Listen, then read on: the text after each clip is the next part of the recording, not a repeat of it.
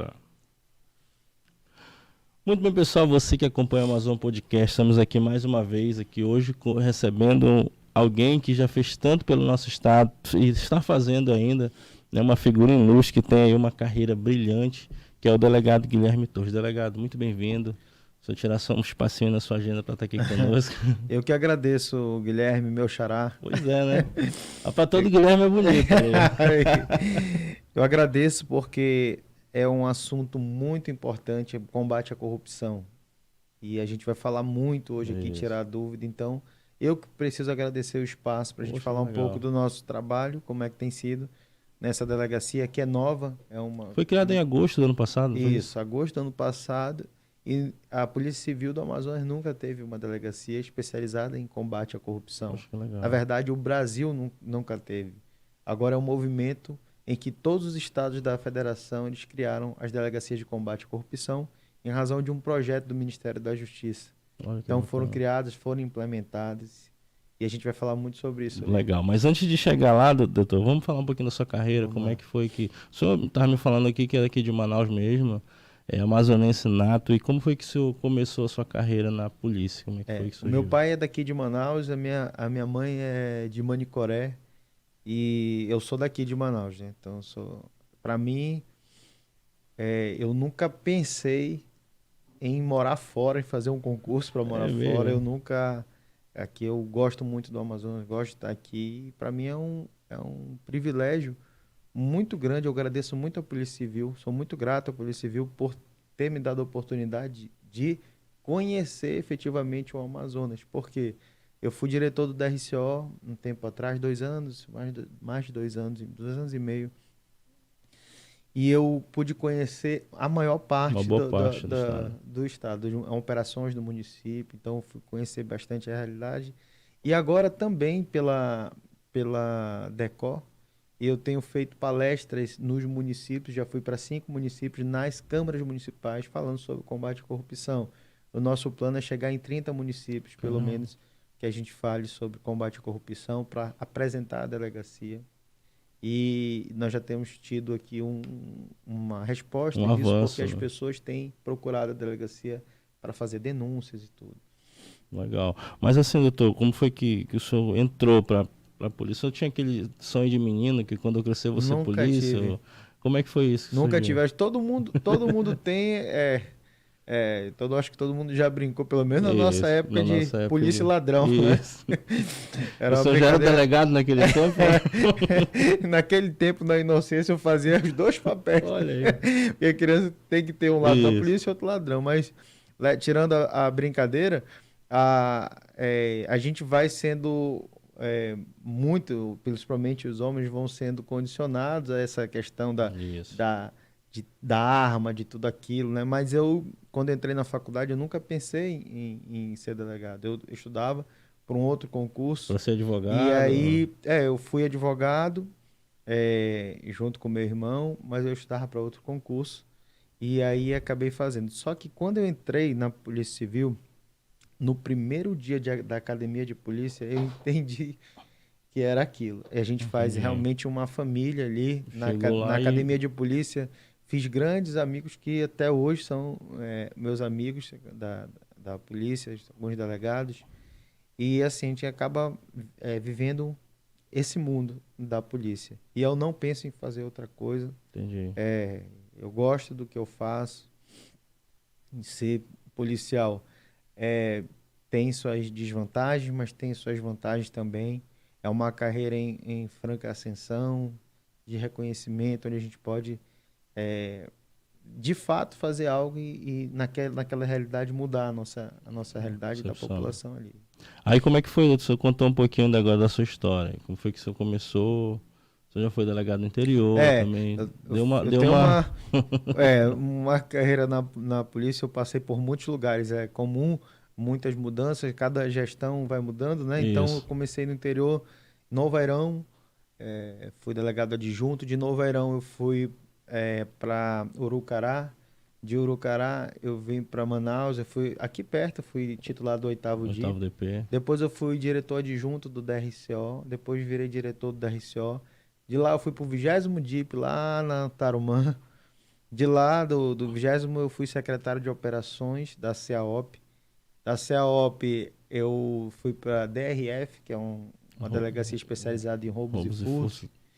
Da DRF, eu fui para o 19º DIP, aqui na Ponta Negra. E do 19º, eu fui para a DECOR, que é a Delegacia de Combate à Corrupção, que eu atuo hoje. Que o senhor está hoje, e que foi criado em agosto, como nós falamos há pouco. Exatamente, Guilherme. Doutor, e aí o desafio, chegar e Ó, assumir eu uma... vou começar por um desafio desde o início, tá? Já Ah, começa o desafio. Vou até me ajeitar aqui, porque é fique à tenso o vontade. negócio. Quando eu fui chamado para essa delegacia, recebi ligações de muitos amigos dizendo assim: olha, sai disso, é Não uma aceita fria. e Então, tal. eu recebi relatórios terríveis que eu comecei a ficar desanimado. Mas aí eu lembrei de uma história que tu vais conhecer bem. A história do povo hebreu ficou cativo 400 anos no Egito. Isso. Deus levanta uma pessoa, Moisés, para libertar esse povo. Quando esse povo, entre o Egito e Canaã, tem um deserto. Isso. E nesse deserto, Moisés manda 12 espias para verificar a terra prometida. Sim. Esses 12 espias vão e eles voltam. 10 deles dizem assim: olha, não Não vai dá dar porque a terra é boa, mas tem gigantes e muralhas intransponíveis. Só que 2 deles, Josué e Caleb, dizem assim: não, nós vamos, se Deus estiver conosco, nós vamos tomar a terra prometida. Entendi. E de toda aquela geração, somente Josué e Caleb e a geração de Josué e Caleb tomaram a terra Entrar na terra prometida. prometida. E os outros todos pereceram no deserto. Eu me lembrei dessa história, longe de ser Moisés ou Josué e O Josué e Caleb. Caleb. Mas essas histórias da Bíblia nos inspiram Nos dão força também. a entender que não é pela força do braço. Há um movimento nacional de combate à corrupção. Quando que iria se instalar uma delegacia de combate à corrupção a nível estadual? Então, e aí eu comecei a entender. Aceitei o desafio, houve uma mudança de chave na minha mente e eu já comecei a entender que não é pela minha força do braço. Eu posso não ter estrutura, mas a gente começa a ter essa estrutura, começa a aparecer, as operações começam a surgir. E aí eu me sinto muito honrado de ter sido o primeiro delegado da Delegacia de Combate a participar disso, Delegacia de Combate à Corrupção. E são muitos desafios que nós encontramos, principalmente o desafio já começa pelo estrutural, Sim. mas existem já projetos dentro da própria Polícia Civil que estão em tramitação de compra de equipamentos para fortalecer essa e dar uma delegacia. força aí Então, pra... então, esse é um grande desafio, mas a nossa delegacia ela bateu o recorde já no primeiro mês. Nós deflagramos 2 operações em menos de 30 dias no Brasil todo. E aí eu comecei a entender, a buscar a raiz da corrupção. É Por porque assim, quê? doutor, tipo, quando fala em corrupção, a gente já pensa no lado político, né? E não é bem assim, né? A Não, corrupção ela se não. estende a todos os... Guilherme, eu descobri que o maior problema da corrupção é a omissão do eu. Porque corrupto é sempre o outro, eu nunca sou corrupto. Entendi. Então as pessoas não assumem a sua própria responsabilidade. Isso começou lá no Éden, né? Isso. Quando Adão pecou, Deus foi perguntar: Adão, o que foi que aconteceu? Ele disse: foi a mulher que A tu me mulher que tu me deste. Ele deu, né? colocou a culpa para Deus, né? Foi. Aí ele procura Eva. Aí foi a serpente. Ou seja, a nossa humanidade ela nunca reconhece que o erro pode estar na gente. Então, a omissão do eu é o principal problema da corrupção. Porque corrupto é sempre o outro. Mas quando eu levo um atestado falso numa faculdade, quando eu levo um atestado falso no trabalho, não é uma corrupção? Com certeza. Um gato Então, na por quê? energia. Exato. Por que que o corrupto é o político? O político ele representa uma fração da sociedade, ele só representa aquilo que é a sociedade. E eu não estou me excluindo disso, a gente precisa entender.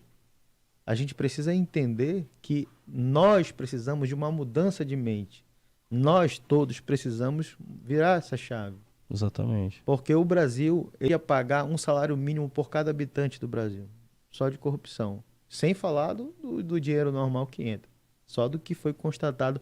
É uma suposição ainda, tá? Não é de 200 bilhões. Então, imagina, só na Petrobras o escândalo foi de mais de 40 bilhões. Imagina o que dá para fazer com 40 bilhões, né? Meu Deus. dá para fazer mais de 5.000 creches. Hospitais e... Entendeu?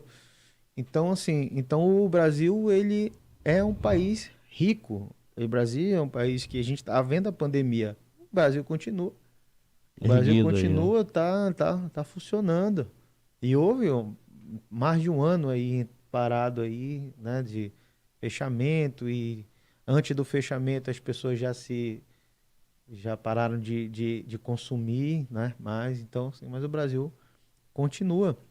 E aí eu fui entender, há uma questão que eu pouco falo sobre isso, vai Uhum. pedir licença para falar, sobre uma questão espiritual que eu vejo isso. Eu fui ver que as delegacias que foram instaladas em todo o Brasil, a última delegacia que foi instalada no combate à corrupção foi na Bahia.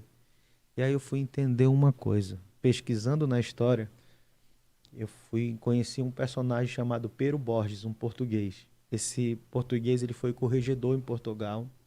E lá ele foi flagrado com um desvio de dinheiro de uma obra, de um aqueduto.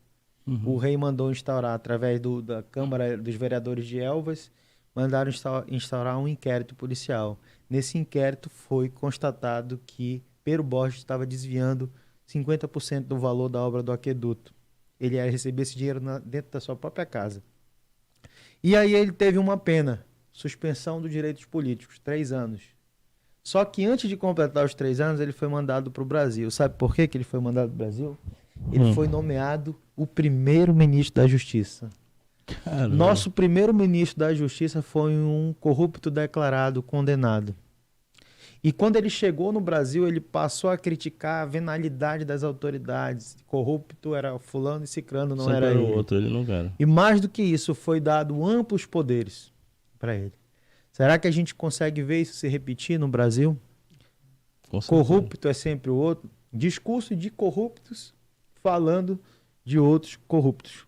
Isso aconteceu em Salvador, que foi a primeira capital do Brasil. Então, Salvador, e aí eu vou falar uma questão espiritual. Espiritualmente é a porta de entrada da legalidade. Não que todos os baianos são corruptos. Eu estou Isso. falando de uma questão, um dado histórico. E na Bahia foi o último lugar que criou a Delegacia de Combate à Corrupção. Isso é coincidência? Eu creio que não. Há uma questão maior do que isso. Então, nós, o povo brasileiro, cresceu com essa mentalidade. É até uma covardia. Daquele jeitinho brasileiro, Isso. tudo arrumado. A e tal. gente chama de jeitinho brasileiro, que era para ser chamado de corrupção. É até uma covardia. O país foi crescendo com base nisso. Olha, o ministro da Justiça, que deveria ser um homem probo, ou pelo menos que não tivesse nenhuma condenação declarada, foi um corrupto declarado. O que Chegou esperar? aqui. O que esperar? Então, e aí o Brasil é construído em cima dessa realidade. A gente vê um exemplo bem recente, o Collor, né? Que foi impeachmentado por Pronto, corrupção voltou, e hoje senador. é senador e Uhum. tá lá tranquilo. E aí, Guilherme, a gente pergunta uma coisa, analisando, refletindo. Por essa realidade, Portugal deveria ser um país muito mais corrupto que o Brasil, e não é. Exatamente. Então, o que aconteceu? Em que momento nós nos tornamos mais corruptos do que os professores? Né? Em que momento? O que aconteceu? Né? Os que levantam a bandeira do combate à corrupção são honestos por convicção ou porque lhes faltou oportunidade? Isso. Porque muitas vezes a gente vê aquelas pessoas que criticam muitos outros, corruptos, chamam, e aí quando assumem um poder, vai fazer acabam tudo igual, até fazendo pior. tudo aquilo que ele criticou. Né? Por quê? Porque muitas das vezes quando você aponta e critica no outro, aquilo está em você. Então, eu não sou a favor aqui de levantar e falar fulano é corrupto, ciclano. Não. O que eu estou colocando aqui é trazendo a reflexão de que nós crescemos com essa bandeira. O Brasil cresceu com essa bandeira. Mas nós podemos mudar isso. E eu creio, sem falar aqui de político, A ou B ou C, nada, eu creio que há um momento novo. É um momento criado pela própria sociedade que não aceita mais o crime de corrupção. Tanto é que foi criada a Delegacia de Combate à Corrupção. A repressão, no caso da corrupção, ela veio tendo um movimento desde lá do Mensalão, aí depois veio lá o Petrolão, e veio essa... que foi onde o Brasil foi ver realmente que dava para fazer alguma coisa. Agora, por que o crime de corrupção não é tão grave quanto o tráfico de drogas, tão grave quanto... não é colocado na qualidade de crime hediondo? Porque a corrupção, ela mata. Com certeza. Corrupção. Um desvio de 200 bilhões por ano, morreu muita gente por causa disso. Morreu muita gente, a gente está vendo aí na pandemia pelo Brasil afora. Muita gente por falta de leito, por falta de hospital. Falta de UTI, equipamento. Então, a corrupção deveria ser um crime considerado hediondo. Né? Deveria ter uma pena maior, uma repressão. Mas isso... Como é em alguns países lá fora, né? Que, tipo na China, se o fogo pega corrupção... Lá na China já é também o ferro e fogo, né? Ou é 880. Então, aí já esbarra no outro problema, porque será que nós temos maturidade suficiente, meio suficiente para que a gente possa ter esse posicionamento? Então, assim, o que eu acho, eu sou a favor de um meio termo, de se levar em consideração, aumentando as penalidades, levar mais sério, estruturar aos poucos as delegacias, dar mais autonomia para os órgãos de investigação, né? Mas eu creio que isso com o tempo foi o primeiro passo. Isso. A Delegacia de Combate à Corrupção, ela não veio para acabar com o problema da corrupção no Amazonas. É um primeiro passo, sinalizando para um novo momento. É porque, tipo assim, doutor, as pessoas caracterizam o político como corrupto, né? Só que sendo que na eleição a gente vê as pessoas indo lá oferecer seus votos, receber as benfeitorias, fazer isso. Para cada corrupto tem que ter um corruptor. Exatamente. Então, ninguém é corrupto sozinho. Então, tipo, é algo que abrange muito dentro da sociedade. Eu acho que isso tudo é uma questão de entendimento realmente. De mudança de pensamento e hábitos, né? Eu acho que a gente tem que começar por aí. Aí eu vou falar de uma coisa que está na Bíblia. Quando Jesus ele começa o ministério dele, aí João Batista fala assim, antes disso, arrependei-vos porque é chegado o reino dos céus. O que ele fala de arrepender no hebraico significa muda a tua mente. Exatamente. Arrepender significa mudança de mente. Então, e a Bíblia fala, o meu povo padece por falta de conhecimento. É isso mesmo. Então, assim, o que eu estou falando aqui, a mensagem que eu quero passar, vamos mudar a nossa mentalidade e entender que corrupto não é só o outro, que a gente precisa fazer uma reflexão para saber quais das minhas condutas apontam para um ato de corrupção. E se tiver, só é mudar a mente. Consertar e não fazer mais.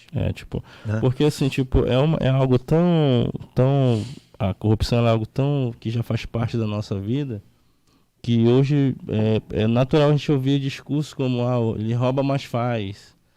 Ele roubou, mas ele... É um aval para corrupção, exatamente, né? Então, tipo, acho que é um pensamento que tem que mudar isso aí, porque senão a gente vai continuar vivendo essas coisas. E assim, lembrar que a Polícia Federal, ela investiga crimes de interesse da União. Ela não investiga todos os crimes. Então, precisaria ter uma delegacia de combate à corrupção, que aos poucos nós vamos adquirindo a autonomia necessária. A Polícia Civil ainda precisa caminhar muito no que diz respeito à autonomia administrativa, financeira, mas isso estamos avançando para isso. Como eu disse, é um primeiro passo. Um grande passo, não é só um passo, é um grande passo, sinalizando uma mudança de pensamento, uma mudança de padrão. E eu estou de mentalidade mesmo. Eu estou muito feliz em participar, sou agradecido à doutora Emília, que é a delegada-geral, que me confiou essa missão para essa delegacia tão importante, né? E eu fico agradecido por isso. Doutor, tem uma pergunta aqui de um dos nossos telespectadores, que ele faz uma pergunta, não sei se o senhor já atua na área do tráfico de drogas, mas ele está perguntando aqui, o que é mais fácil combater, o tráfico de drogas ou a corrupção? Boa pergunta. Os dois têm as suas dificuldades. o tráfico de drogas é uma realidade e a corrupção é outra. Mas queira ou assim, não, lá na frente eles acabam mas se assim, o enrolando, que né? que eu percebo? Ó, o tráfico de drogas é algo assim, ia fazer uma operação, ia para um local, eu ia ali armado, é, em condições para revidar um ataque e toda a equipe, porque a gente sabia que normalmente o traficante estava ali, estava armado e estava esperando uma situação. No cumprimento de mandado, ou de busca, ou de prisão dos crimes que eu investigo hoje, não. Porque são crimes do colarinho branco, né? Então, não tenho esse risco iminente, o perigo de vida. Mas eu tenho dificuldades em razão de que os inimigos são maiores e mais poderosos. No caso, É, para construir provas, essas só coisas. que aí tem um outro lado que também é favorável para mim. É que todo crime de corrupção ele deixa lastro. Deixa o rastro, né? Porque assim, uma fraude, uma licitação, ela deixa um lastro. E aí o que foi que nós fizemos? Eu comecei a fazer parcerias, termos de cooperação técnica. Fiz com o Tribunal de Contas, fiz com a Controladoria Geral do Estado, estamos finalizando com a Controladoria Geral da União.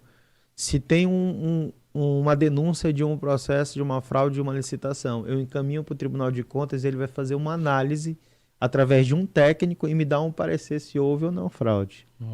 E Legal. aquilo já vai me nortear muito. Então eu ganho muito tempo. Por quê? Uma fraude à licitação vai deixar vestígio. Com certeza. Né? Então, os inimigos são mais poderosos. Essa é a dificuldade. Já o tráfico tem a outra dificuldade que a gente encontra. Por exemplo, vou te dar um exemplo aqui, a grosso modo, tá? Uhum. Eu estou investigando um traficante que está num local que é difícil acesso, em que ele se muda continuamente. Então, muitas vezes eu tenho só o primeiro nome dele, eu não sei a qualificação. Então a gente vai buscar. Isso demora, dá tempo. Já no crime de corrupção, eu sei exatamente quem é e onde essa pessoa está. Foi Entendeu? Preso, então... Então, a principal diferença é que os inimigos são mais poderosos. Mais poderosos que um grande traficante. Caramba. Não é? Então, essa é a dificuldade. E o senhor sentiu, logo que surgiu assim o convite, o senhor sentiu assim uma certa apreensão por conta de ser poderosa, essas coisas, ou já foi de boa? Como é que foi? Não, assim, eu fiquei, como eu te disse, né? Eu pensei muito que é uma coisa nova, nunca tinha... Isso. Uma coisa é você chegar numa delegacia em que você já existe, que já sabe como funciona, já sabe o que faz uma coisa nova que ninguém sabia como é que ia ser. Né? E eu tive que estruturar toda a delegacia do zero, do início e tudo. Hoje a delegacia está funcionando, rodando, umas investigações. Com algumas operações já deflagradas. Então, isso. E eu sei que quando eu sair, entrará outro que já aumentará mais essa... já vai pegar o carro andando também. E já vai aumentar e fazer mais do que eu fiz, porque a tendência ela é melhorar, a tendência é aumentar. Foi o primeiro passo, mas vai melhorar muito. Então, vários delegados ainda vão passar por lá e vão fazer os seus trabalhos, vão investigar, vão fazer as suas operações. Por isso que eu digo, não adianta tirar um delegado e colocar outro, porque vai entrar outro que vai fazer o trabalho. Vai ter que fazer, né? Porque ali a delegacia ela foi criada para dar resultado. Exato. Se não tiver elucidações dos crimes, não... eu vou sair em algum momento, porque é natural. Vai entrar outro e a delegacia vai continuar. Né? E vai fazer o seu trabalho. Mas é bem desafiador, né, doutor? É muito desafiador, mas eu tô satisfeito com o que a gente está fazendo, satisfeito com o resultado do trabalho. Tudo que as experiências que eu passei na polícia, nas delegacias e tudo, me prepararam para esse momento. Eu sempre consigo extrair algo que eu entendo que para esse momento cautela em algumas coisas, persistir em outras. Então, assim, eu tenho percebido que a minha experiência me ajudou para esse momento. Com certeza, essas passagens nas outras delegacias. Uhum. E nessas outras delegacias também tiveram operações que o senhor esteve comandando também, que tiveram bastante destaque, né? Principalmente na área Sim.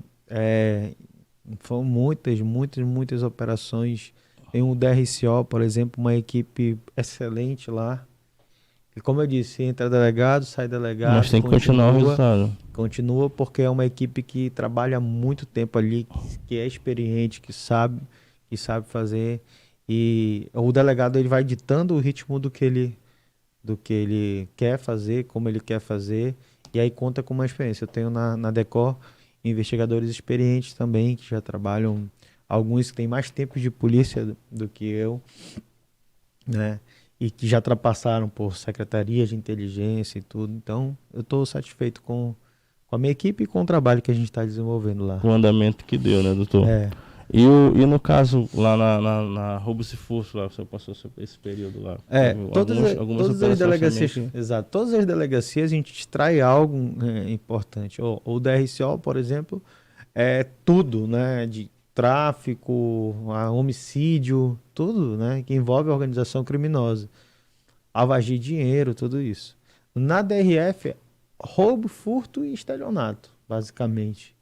Então você se especializa justamente em como é que vai porque os trâmites, também tinha uma equipe... a mentalidade dos criminosos. Também tem uma equipe muito experiente, né, lá, e que você fazendo aquilo durante muitos anos, você começa a pegar o fio da meada, muitas vezes.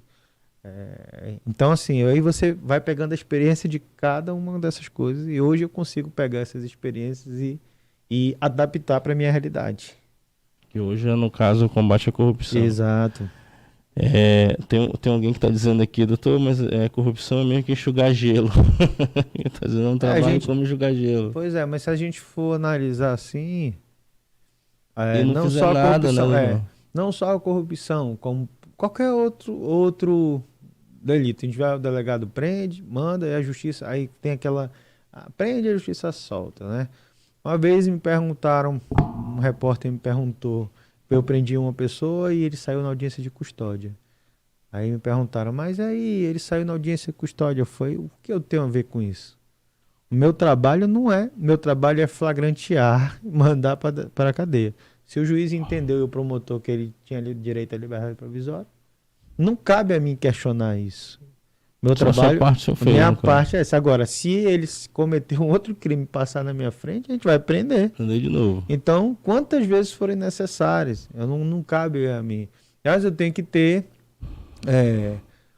entender que realmente, muitas vezes a sensação de impunidade, o brasileiro tem esse pensamento de, não adianta, é isso, é aquilo, é feita uma investigação, aí tem aquele negócio, vai dar em pizza, isso virou como algo comum, né? O caso já passou, hoje ele está solto, não devolveu nem R$1, não, tipo... Como eu te disse, olha, a questão da corrupção, ela tem várias dificuldades. Uma é conseguir provar a corrupção, né? Porque as pessoas não querem falar. A segunda... Por medo, represália, essas coisas. A segunda é conseguir uma prisão, que as penas são muito baixas.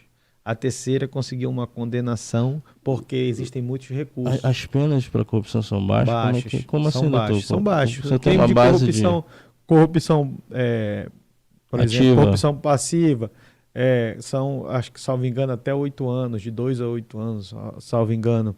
As penas são muito baixas, comparada com o tráfico de drogas, que são 5 a 15 anos, entendeu? Então, o cara rouba, então ele tá de boa. Deveria aumentar. Aí, assim, a dificuldade... condenar, porque existem vários recursos. Agora, condenado, ele recorre para o tribunal. Dentro do tribunal tem vários recursos. Do tribunal vai para o STJ, do STJ vai para o STF. E aí, beleza, condenou. Aí tem que lutar para não prescrever o crime. Né? E até depois passar que por condenou, tudo isso, às vezes o tempo aí tem um processo de execução. Aí já é outro início de outro processo. Então, demora para investigar, demora para prender, demora para condenar, e demora para executar. E é rapidinho para soltar. Mas esse é um sistema que está aí. Caramba. De fato, demora. Mas eu não posso olhar para essas circunstâncias. É o que está, a gente pode mudar isso. É o que está. Por isso que o Brasil está passando por esse momento de briga de um lado. Todo mundo tem um pensamento. Quando tem a questão parlamentar, ainda tem a questão do foro privilegiado, essas situações. Tem tudo isso. Todo mundo tem uma opinião. Hoje com a internet, todo mundo tem o direito de colocar sua opinião, pensamentos diferentes, tá? Então é a dificuldade, mas não é só na corrupção, é dificuldade em tudo. Tudo, O né? problema é a vacina, que era para ser algo, é isso aqui, virou uma discussão política. Isso. E a gente Toma, que não alimentou toma. isso. A população alimenta essa discussão política. Entendi. Entendeu? Então, É porque hoje, tipo assim, tá tão polarizado essa questão que parece que nós estamos obrigados a ter um lado. Tipo, ou tu é daqui, ou tu é daqui, porque se tu não for, tu é omisso. E aí fica naquela situação. nem esquerda, nem direita, nem centro. Você tem que ficar... analisar o que é coerente, analisar o que é bom. É porque, tipo, fica essa briga da esquerda com a direita, e que se tu é centro, tu é omisso. E aí tu fica numa situação, meu irmão, e aí? Exatamente. Tipo, eu acho que o que nós temos que fazer é o correto, realmente, né? Não só... Eu acho que assim, tipo, acho que o povo também ele espera muito que o exemplo venha de cima, né? Uhum. E às vezes não quer ser o exemplo aqui embaixo para Exatamente. começar uma cadeia. E lá de cima já vem tudo esculhambado, não, vamos levar assim mesmo. Exato. Eu acho que é mais ou menos por aí. Exatamente. Amigo. Mas aí, como você falou agora há pouco, se não tiver uma mudança de pensamento, de mentalidade, a gente vai continuar rodando, vai trocar lá as cadeiras e... A gente precisa entender isso. A gente precisa entender que começa com a gente. Aí como é que funciona a questão dessas palestras, doutor, que o senhor está dando no interior? Eu fiz em 5 municípios e agora eu estou fazendo aqui Em Manaus. Vou fazer em Manaus agora na Câmara, são nas câmaras municipais. Estou tendo alguma dificuldade para entrar em contato com os presidentes das câmaras. Eu já peço aqui que quem tiver interesse, os presidentes das câmaras, que entre em contato comigo pela Decor, para a gente agendar essa palestra, né? Porque os maiores interessados têm que ser eles, né? Os vereadores de lá. Tem que estar interessado em a gente discutir a corrupção. Senão... e fazer como camarada, não tem que ter rabo preso também, porque senão não vem atrás. Então, assim, a gente está se dispondo a fazer. A gente está dispondo a levar a delegacia. E assim, doutor, no caso, só vai se for por meio da Câmara? Se tiver uma frente popular e a população quiser realmente aprender a entender como é que é isso. A minha preocupação é não ter cunho político, porque eu posso fazer com a população num local em que que isso possa ser distorcido. Então, eu prefiro a Câmara, é a casa do povo, e aí faz na Câmara e convida a população. Que está aberto tanto para os políticos quanto para a população. Mundo, né? Por quê? Os vereadores precisam entender que o papel não é só legislar. Um dos papéis principais de um vereador é fiscalizar. Fiscalizar o prefeito. Fiscalizar os secretários. E denunciar o que precisa ser denunciado. Esse é o papel de um vereador. Então, isso que eu quero levar à delegacia. Entendi.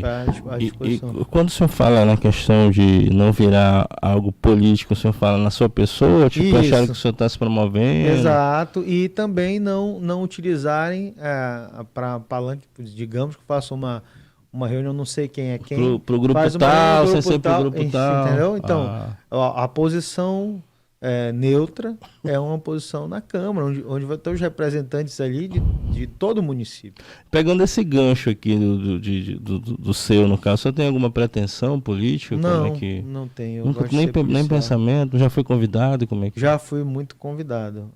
Assim, já pensei nisso, mas hoje eu gosto de ser polícia. Não sei lá na frente, mas aqui eu também, né?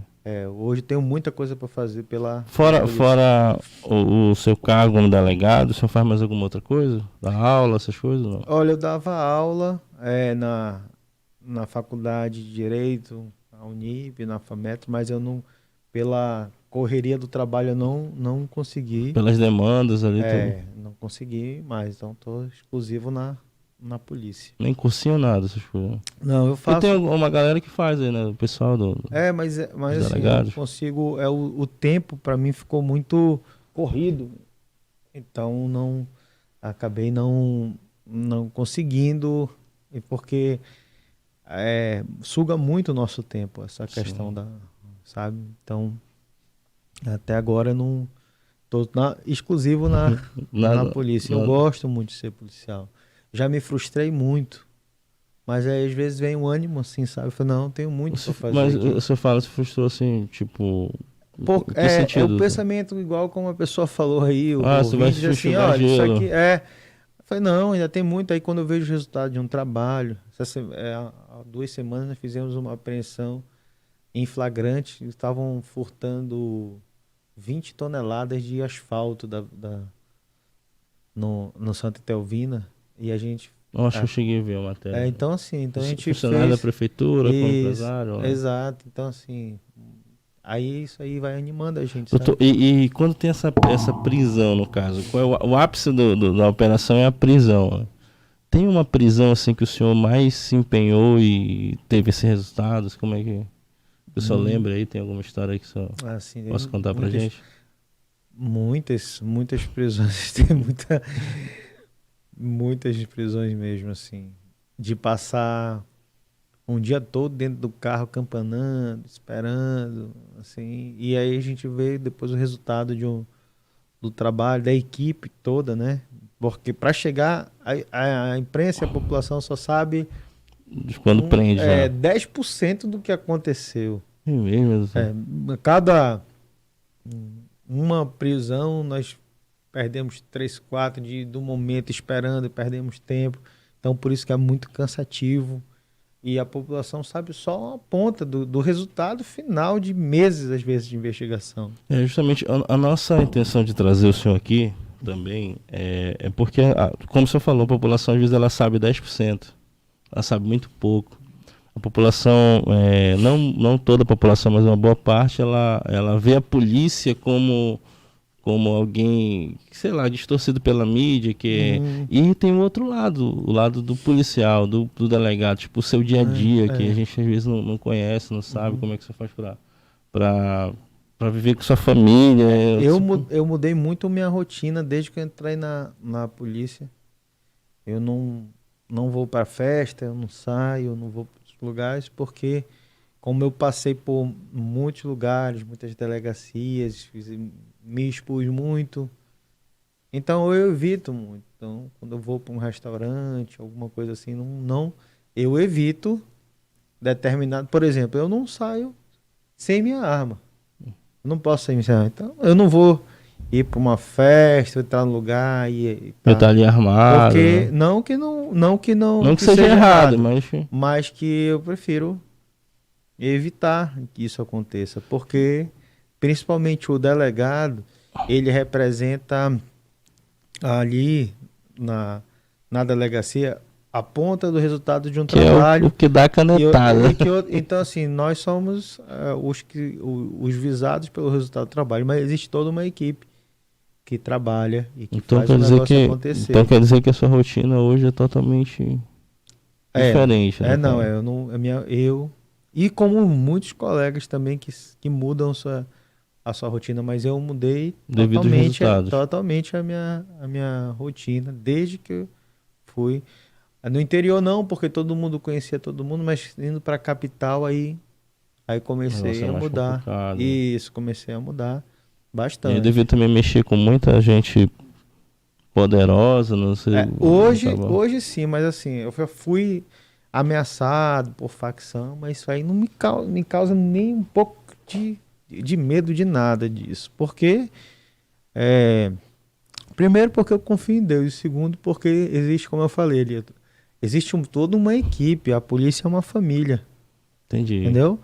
E aí eles não vão tentar sorte não de fazer, de querer, porque existe uma família aqui de policiais e tudo.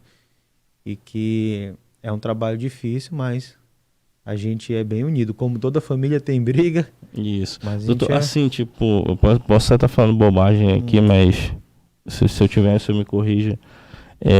O senhor acabou de falar um assunto muito importante. Por exemplo, já viu o caso de acontecer alguma coisa com um colega e a polícia, tipo, com 2, 3 dias, trazer o camarada e tal, e vivo ou morto, nós tá aqui. Tipo, um resultado assim, como o senhor falou, família mesmo, né? uhum.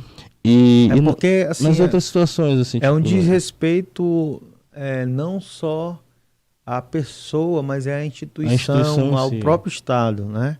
Porque quando a gente prende alguém ali, Eu não estou prendendo por mim, eu estou prendendo pela função Pela população. delegada pelo Estado que vem da população. Então, em qualquer operação. Então, eles precisam respeitar isso. No estado do Amazonas, não tem um lugar que a polícia não entre.